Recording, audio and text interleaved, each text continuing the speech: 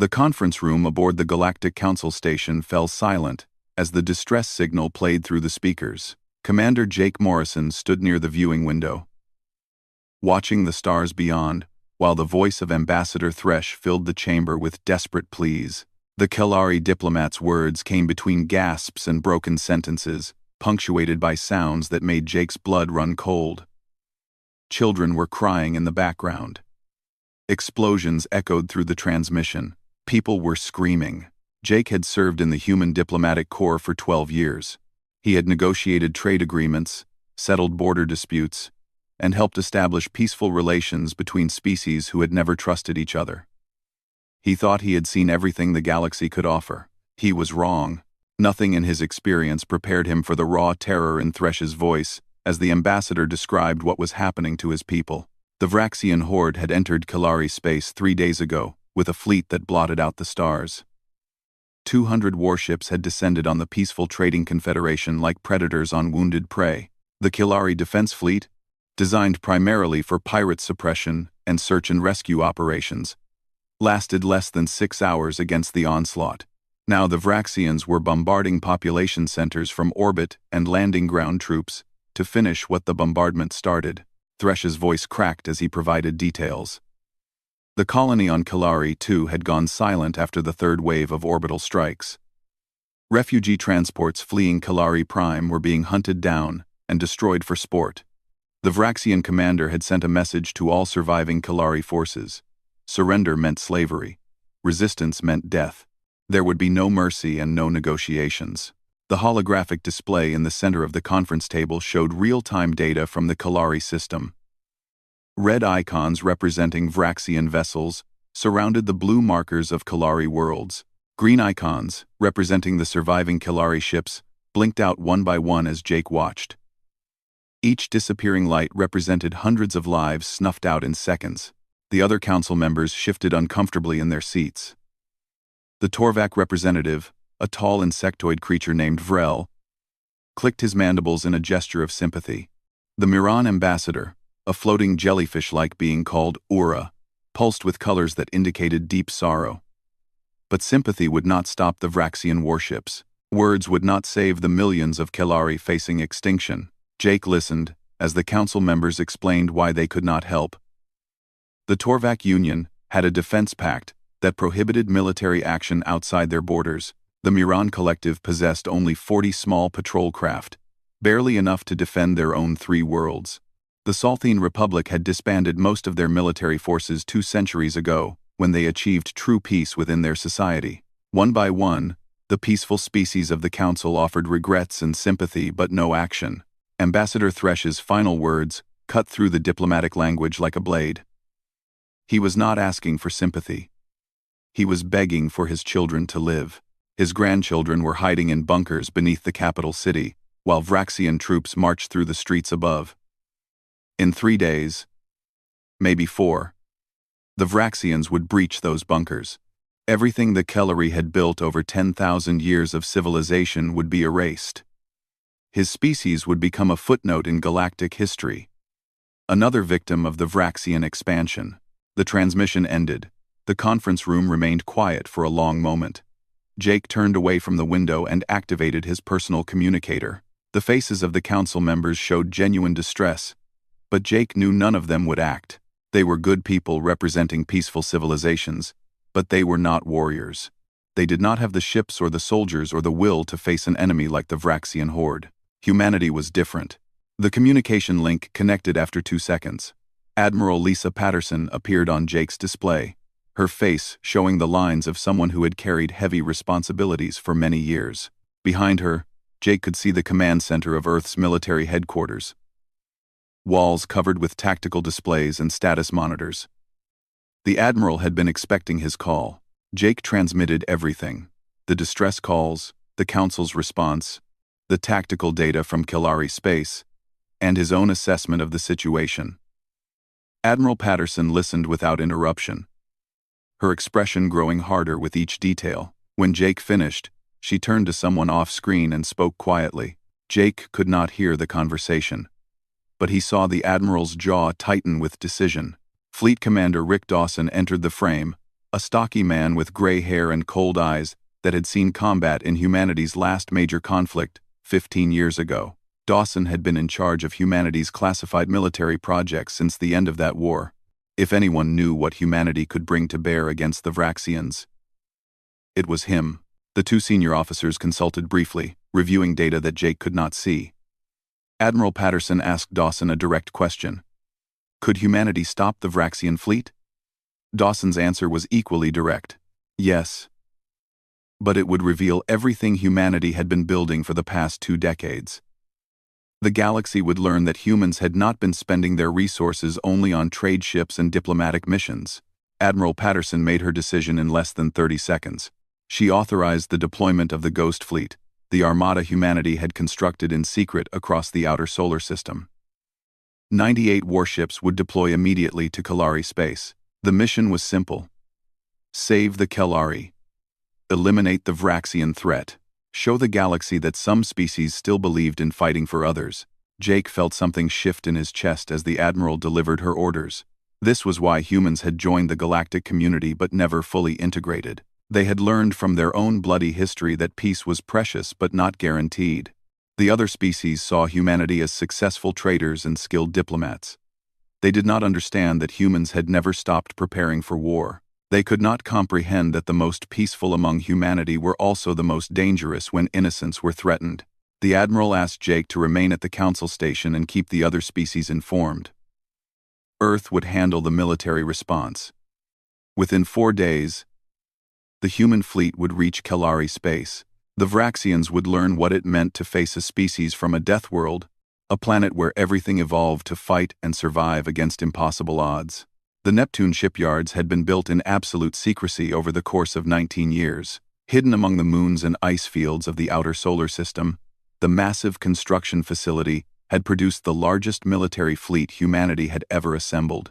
Captain Danny Walsh stood on the bridge of the Retribution and watched as the other ships of the Ghost Fleet powered up their reactors one by one.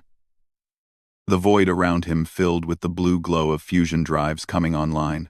Danny had commanded the Retribution for 3 years, but this would be the first time his ship left the shipyards for actual combat.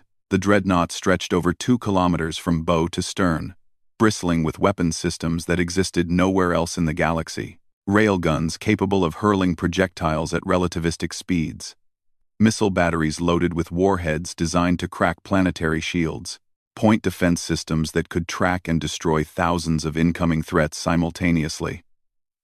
The Retribution was built for one purpose: to win wars that peaceful negotiation could not prevent. Lieutenant Amy Chen sat at the tactical station, her fingers moving across holographic controls as she ran final systems checks. The young officer had graduated top of her class from the Naval Academy and spent her entire career preparing for this moment. Every simulation, every training exercise, every tactical study had been leading to real combat. Her display showed green status lights across all weapon systems. The Retribution was ready for war. Around the dreadnought, 97 other warships completed their own preparations. 30 dreadnoughts formed the backbone of the fleet. Each one, a moving fortress, capable of engaging entire enemy formations. 40 destroyers, smaller but faster, would hunt down fleeing enemies and protect the larger ships from coordinated attacks. 20 carriers held fighter wings in their hangar bays. Thousands of small craft piloted by men and women who had trained their entire adult lives for space combat. 8 Wrath-class siege ships, experimental vessels that carried weapons too powerful for conventional warship designs, rounded out the armada. Commander Tony Rodriguez appeared on the main view screen, broadcasting from Earth's military intelligence headquarters. The intelligence officer looked tired, as if he had not slept in days. He probably had not. Tony had been gathering information on the Vraxian horde for the past 72 hours, compiling everything humanity knew about their tactics, their technology, and their weaknesses. The briefing was direct and comprehensive. The Vraxian horde operated on a simple principle of overwhelming force combined with psychological warfare. They deployed massive fleets to inspire fear, bombarded planets to break resistance, and showed no mercy to anyone who opposed them. In the past century, they had conquered 47 star systems and enslaved or killed billions. Their success came from 2 factors: First, they possessed more ships than most of their opponents. Second, their enemies valued the preservation of life over victory at any cost. Humanity would not make that mistake. Tony explained the tactical situation in Kilari space. The Vraxian fleet consisted of 214 capital ships, arranged in a standard blockade formation around Kilari Prime. Their commander, a warlord named Krax, had positioned his forces to prevent any ships from escaping, while ground troops completed the invasion. The Vraxians were confident, complacent, and completely unaware that help was coming. Danny listened carefully as Tony outlined the battle plan. The human fleet would exit hyperspace at the edge of the Kilari system and immediately accelerate to maximum combat speed. The element of surprise was crucial. If the Vraxians detected the human approach too early, they might retreat before engagement or spread out their formation to make targeting more difficult. Humanity needed to hit them hard and fast, destroying as much of the enemy fleet as possible in the opening minutes. The carriers would launch their fighters as soon as the fleet dropped out of hyperspace. 3,000 small craft would swarm the Vraxian formation, targeting their sensor arrays and communication relays to create confusion. The destroyers would follow, using their speed and maneuverability to engage Vraxian cruisers and prevent them from forming organized defensive lines.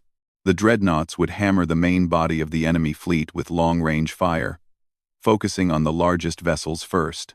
The Wrath-class siege ships had a special mission. Their graviton disruptors were designed to destabilize matter at the molecular level, a technology so dangerous that Earth had debated whether to build the weapons at all.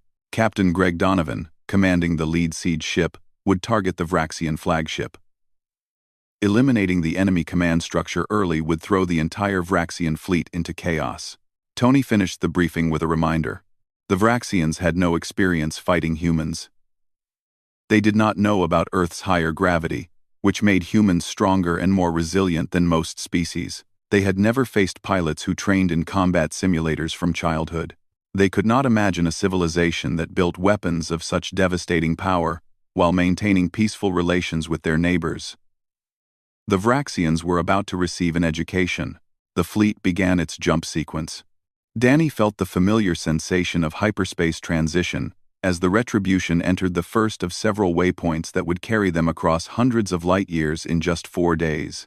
The journey would normally take 3 weeks using standard hyperspace lanes, but humanity had mapped faster routes through dimensions that other species avoided due to the dangerous gravitational stresses. As the fleet traveled, Danny walked through the corridors of his ship and spoke with his crew. These were volunteers, every one of them. When Earth announced the mission to save the Kilari, over 2 million people had applied for positions on the ships. The selection process had been brutal, accepting only those with the skills, training, and mental fortitude to face combat. The crew of the Retribution represented the best humanity had to offer. Lieutenant Kyle Stevens, the communications officer, showed Danny the messages coming from Earth. Cities across human space had gathered in public squares to watch the fleet depart. Billions of people were following the mission, sending messages of support and encouragement. Children held signs thanking the fleet for protecting strangers. Veterans of past conflicts offered advice and prayers.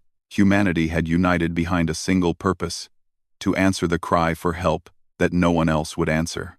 Back on Earth, news networks were broadcasting interviews with political leaders and military analysts. Kelly Foster, a respected journalist, asked ordinary citizens why humanity should risk its fleet for aliens they had never met. The answers varied in detail but shared a common theme. Humanity knew what it meant to face extinction. Earth's history was filled with times when evil had to be opposed with force. Standing by while innocents died was not in human nature. The human fleet dropped out of hyperspace at the edge of the Kilari system in perfect formation.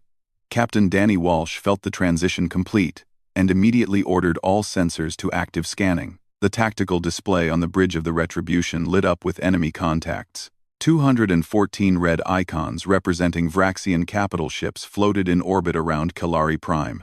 Debris fields from destroyed defenders drifted between the planet and its moons.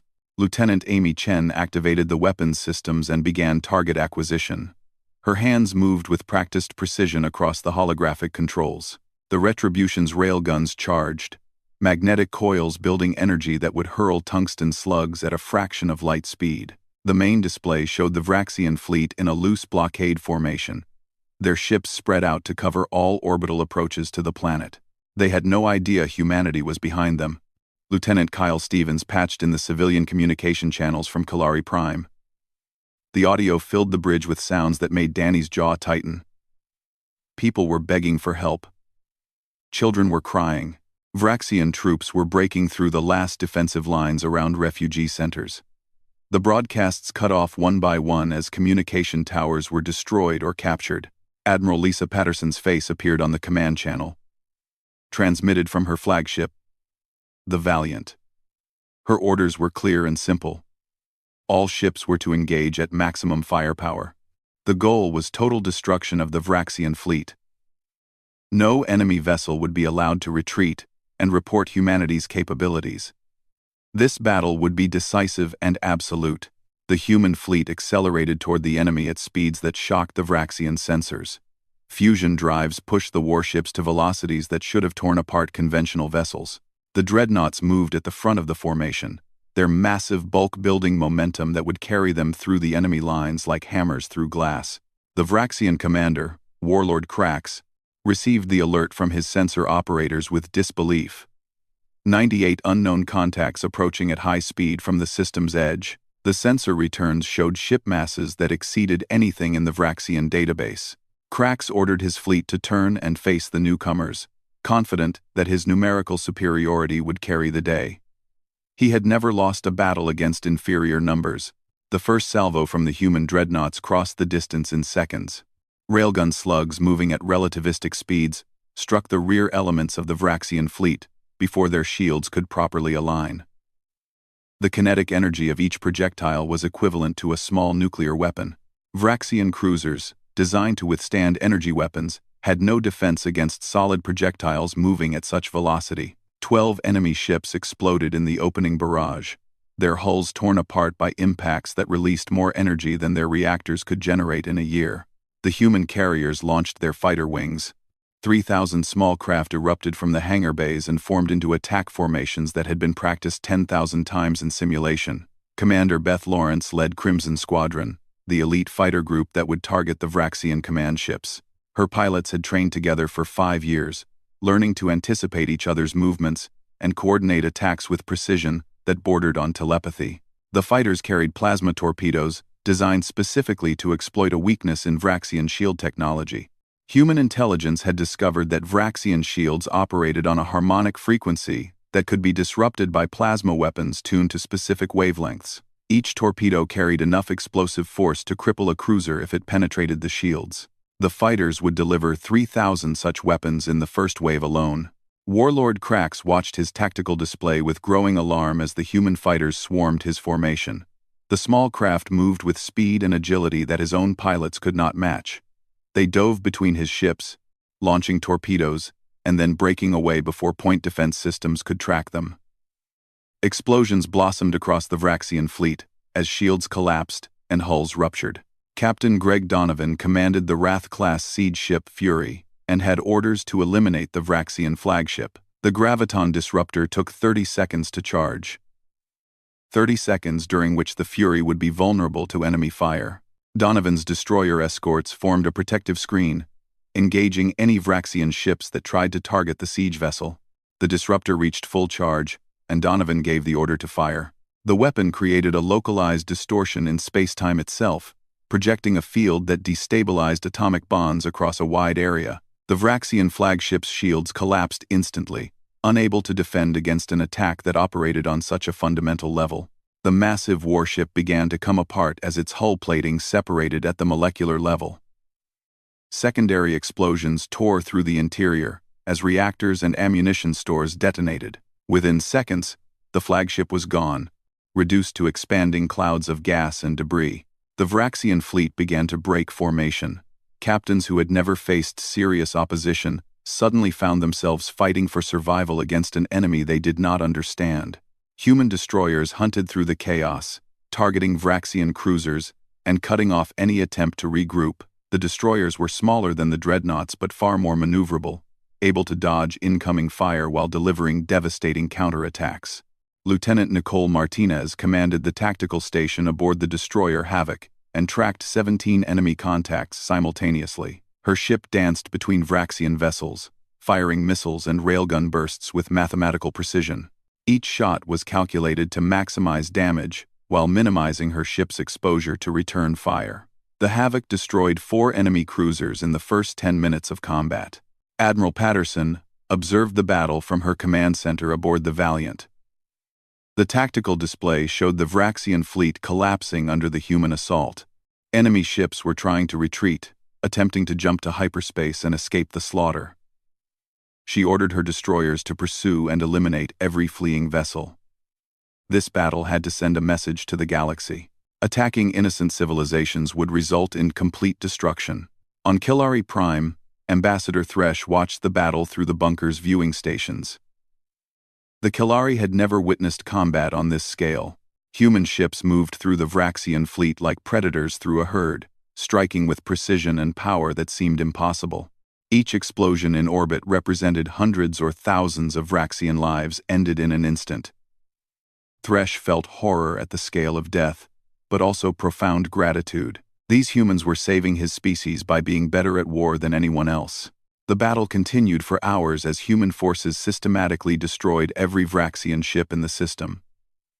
Some enemy vessels attempted to surrender, broadcasting distress signals and powering down their weapons. Admiral Patterson denied all surrender requests. The Vraxians had shown no mercy to the Kilari. Humanity would return the favor. The rules of engagement were absolute. Complete elimination of the threat. Captain Danny Walsh guided the Retribution through the densest part of the enemy formation. His dreadnought fired continuously, railguns launching slugs every few seconds. Each impact crippled or destroyed an enemy ship. The bridge crew worked with mechanical efficiency, calling out targets and confirming kills with emotionless professionalism. They had trained for this their entire careers. Now they were executing that training with devas. The dropships entered Kilari Prime's atmosphere while the space battle still raged overhead. Captain Brandon Foster stood in the troop bay of the lead transport, surrounded by 200 Marines in powered combat armor. Through the viewport, he could see 19 other dropships in formation, each carrying its own complement of soldiers. 12,000 human Marines were about to deploy into active combat zones across 3 continents.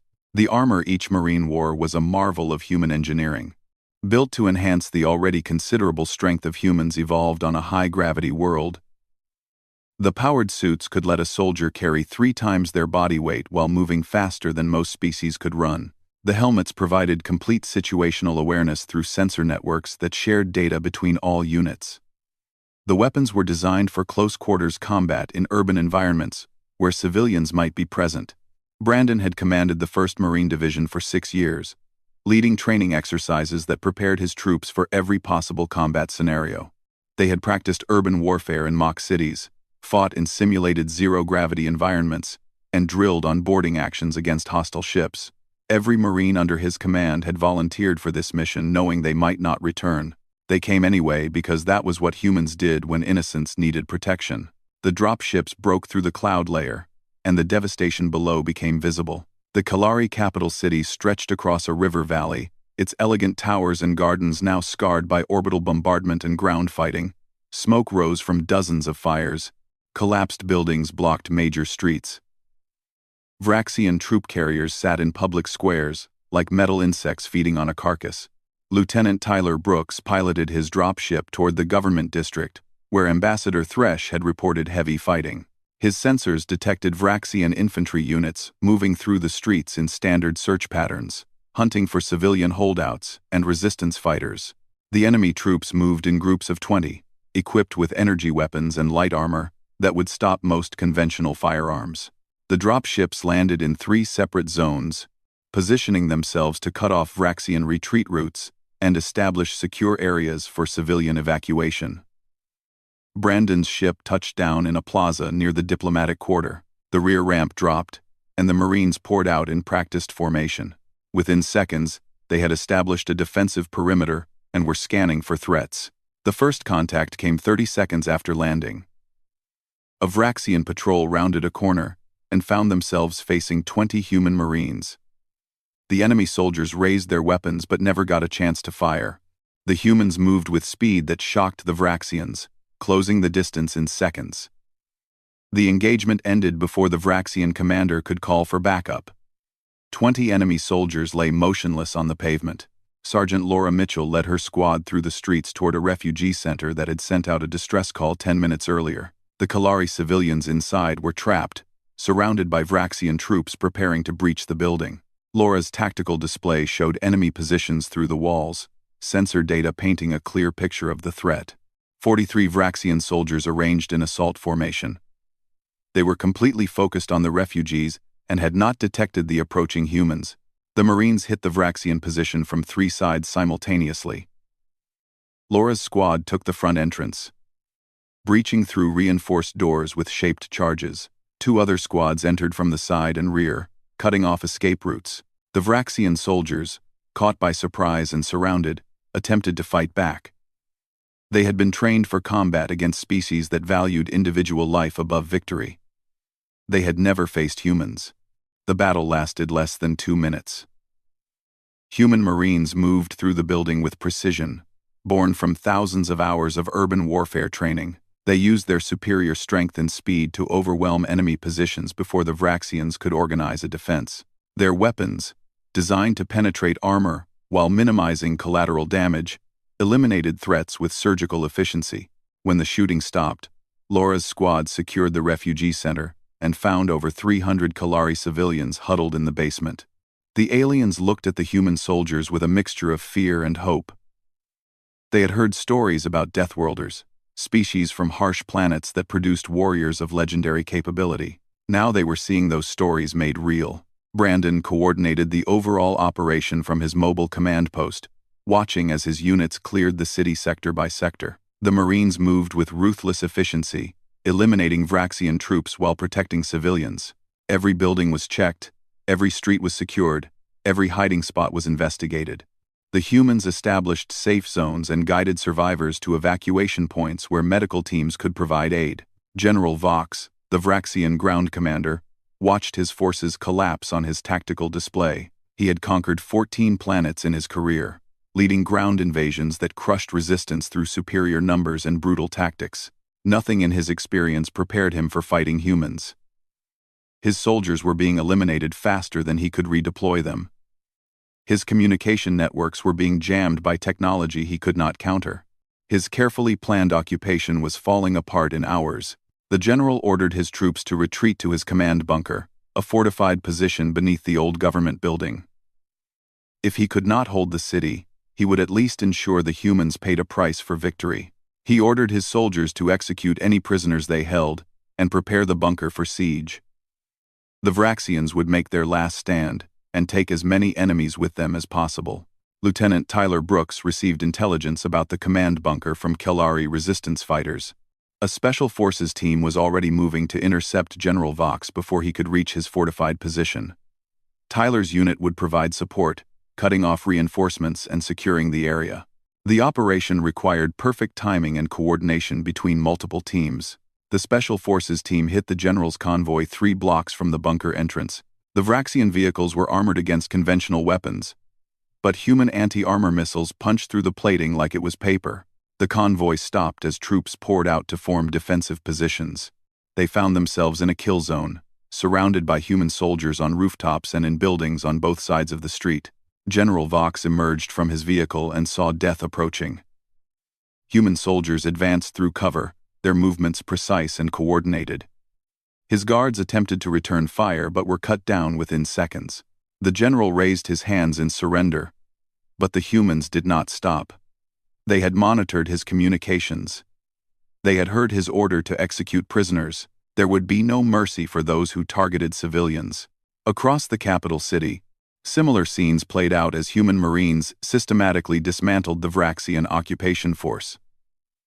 The enemy soldiers, trained to fight against opponents who feared losses, could not adapt to human tactics. The Marines accepted casualties as part of war and continued their advance without hesitation. Every fallen human was immediately replaced by another, who fought with the same determination and skill. Sergeant Laura Mitchell established a medical station in the secured refugee center and worked alongside Kalari doctors to treat wounded civilians. The human Marines carried medical supplies designed for use on various alien physiologies. They had studied Kalari biology during the journey from Earth, learning enough to provide basic first aid. Some injuries required specialized care, but the humans stabilized critical patients and coordinated evacuation to intact hospitals. One young Kalari child, no more than 5 years old by human estimation, approached Laura while she was treating a wounded adult. The child stared at the human soldier with wide eyes, clearly frightened by the armored figure. Laura removed her helmet, revealing a face that showed both exhaustion and compassion. She smiled at the child and offered a ration bar from her supplies. The gesture transcended language barriers. The child took the food and retreated to its mother, but the fear had lessened. Within 8 hours of landing, the human Marines had secured every major population center on Kalari Prime. The Vraxian ground invasion force, numbering over 30,000 troops, had been eliminated or scattered into the wilderness where they posed no threat. Brandon stood in the central plaza of the capital and watched as Kalari civilians emerged from shelters. They looked at the human soldiers with gratitude and wonder. The battle for Kalari Prime ended after 16 hours of continuous combat. Captain Danny Walsh stood on the bridge of the Retribution and watched the tactical display show nothing but green icons representing human ships and blue markers for Kalari vessels. Every red icon, every Vraxian warship, had been eliminated. 214 enemy capital ships had entered the system 4 days ago. Now they existed only as debris fields orbiting the planet they had tried to conquer. The human fleet had paid a price for victory. 7 destroyers had taken heavy damage and would require months in shipyard for repairs. 2 carriers had been lost when Vraxian suicide attacks overwhelmed their shields. Though most of their crews had evacuated successfully, the dreadnought Steadfast had been crippled by concentrated fire, its engines destroyed and hull breached in multiple sections. The crew had fought on, using the ship's remaining weapons to cover their sister ships until the battle ended. Lieutenant Amy Chen compiled the final casualty reports. 3,047 humans had died in the battle. Each name would be recorded. Each sacrifice would be remembered. Earth would hold memorial services for every fallen soldier, and their families would know that their loved ones had died protecting innocent people from extinction. The price of victory was always measured in lives, but sometimes the alternative was worse. Admiral Lisa Patterson contacted all ship commanders with orders for the post-battle phase. Medical teams would deploy to assist Kalari doctors in treating wounded civilians. Engineering crews would help repair critical infrastructure damaged in the bombardment. The fleet would remain in system until the Kalari could establish their own security again. Humanity would not abandon these people after saving them. On the surface of Kalari Prime, Ambassador Thresh met with Captain Brandon Foster in what remained of the government district. The Kalari diplomat had spent the night coordinating rescue efforts, working alongside human Marines to locate survivors trapped in collapsed buildings. His hands shook from exhaustion, but his eyes showed determination. His species had survived, and they would rebuild. Brandon explained that human medical teams were setting up field hospitals across the capital city. Engineers were already working to restore power and water to the refugee centers. The human fleet carried enough supplies to sustain the Kalari population until their own production could recover. Everything humanity could provide would be freely given, with no debt attached and no obligations created. Thresh struggled with the concept. In galactic politics, nothing was free. Every favor created obligation. Every gift came with expectations, yet the humans insisted they wanted nothing in return except friendship. Brandon could see the confusion in the ambassador's alien features and tried to explain in simple terms. Humanity had been where the Kalari were now, facing extinction and desperate for help. Humans understood what it meant to survive against impossible odds. Helping others in similar situations was not about profit or politics.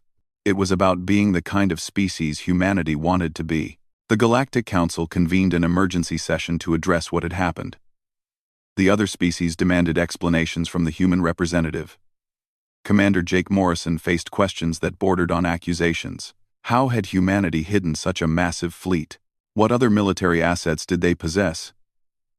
Why had they kept their true strength secret from the Council? Jake answered each question honestly.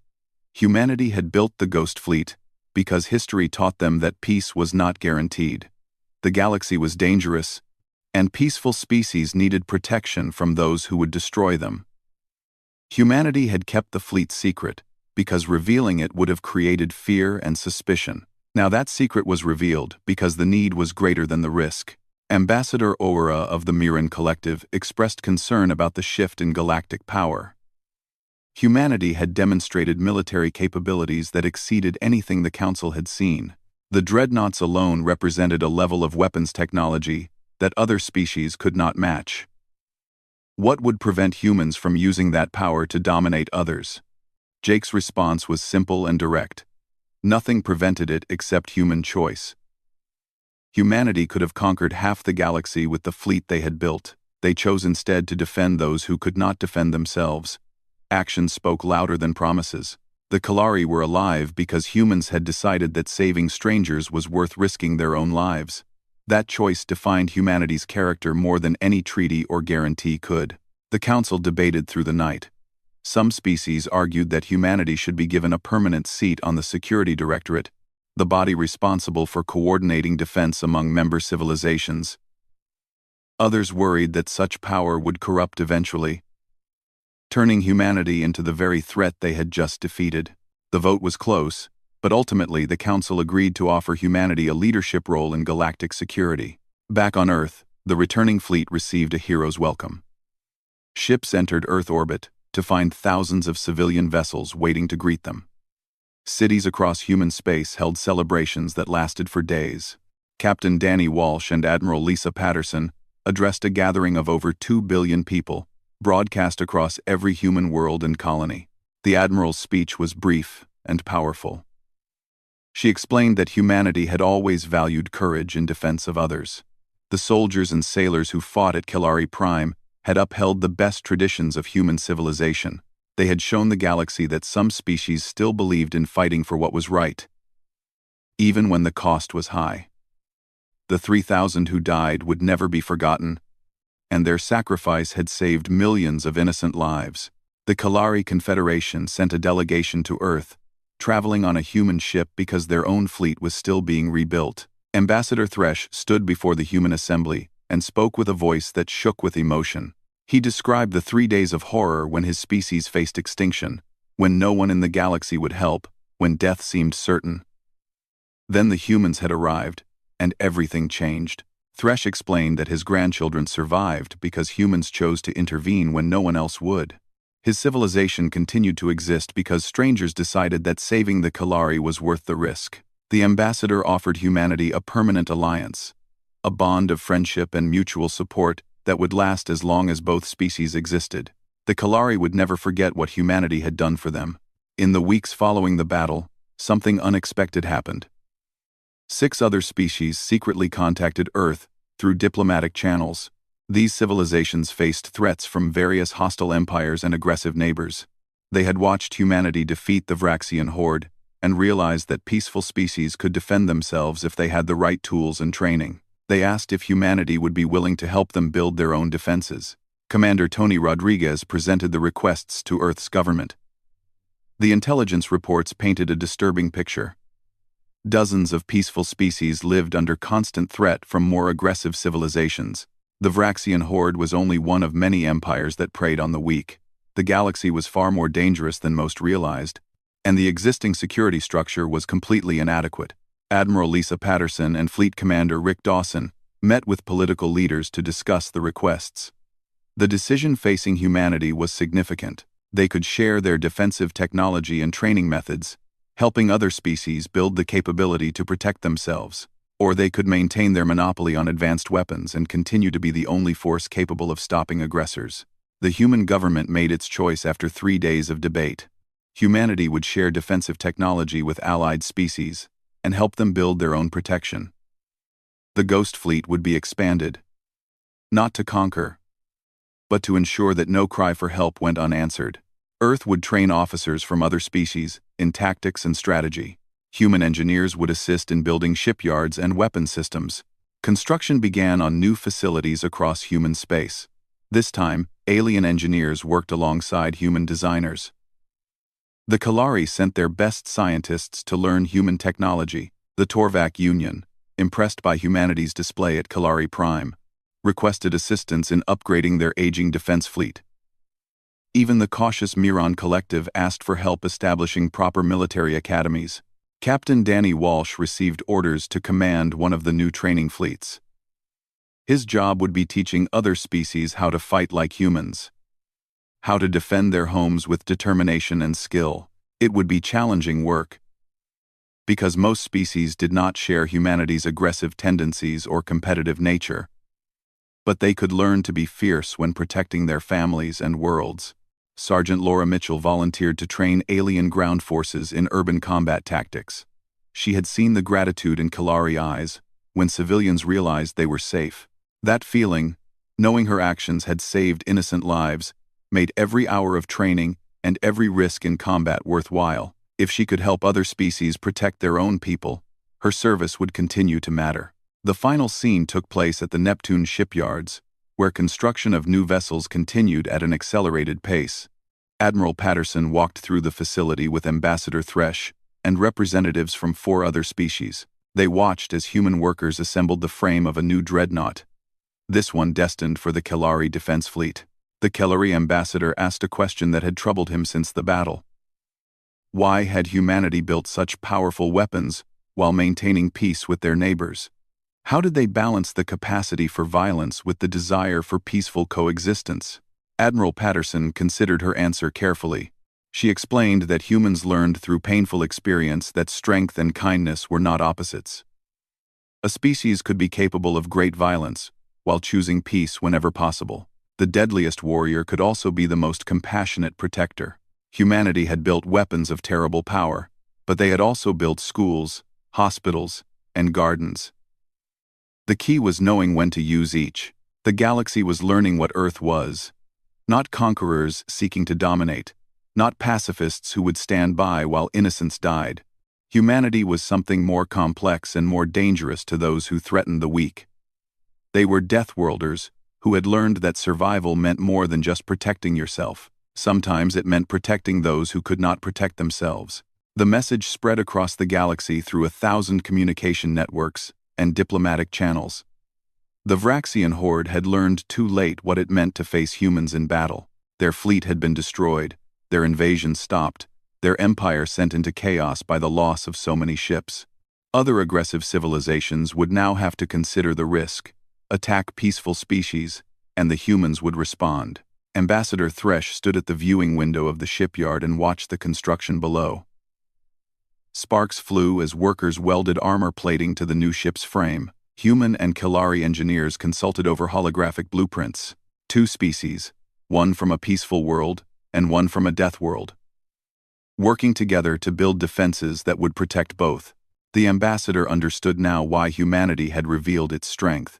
The cry of his dying people had forced the Deathworlders to deploy their deadliest ships, and in doing so, they had changed the balance of power in the galaxy forever. The age of peaceful species living in fear was ending. A new era was beginning, one where innocents had defenders willing to fight for them. The stars beyond the shipyard window seemed brighter somehow, less threatening now that humanity stood ready to answer the next cry for help. Ambassador Thresh emerged from his bunker, escorted by human marines who had secured the area hours earlier.